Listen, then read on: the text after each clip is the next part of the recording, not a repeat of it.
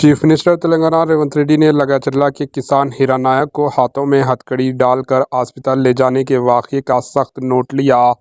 Chief minister Revanth Reddy ने अहदेदारों से कहा कि आखिर किसान को इस तरह ले जाने की क्या ज़रूरत थी। चीफ मिनिस्टर रेवंत रेड्डी ने इस सिलसिले में तहकीकात और रिपोर्ट देने की हिदायत दी। चीफ मिनिस्टर रेवंत रेड्डी ने यह भी इंतबा वार्निंग दिया कि कांग्रेस हुकूमत में इस तरह की हरकत के लिए कोई जगह नहीं है। Bureau report, H news.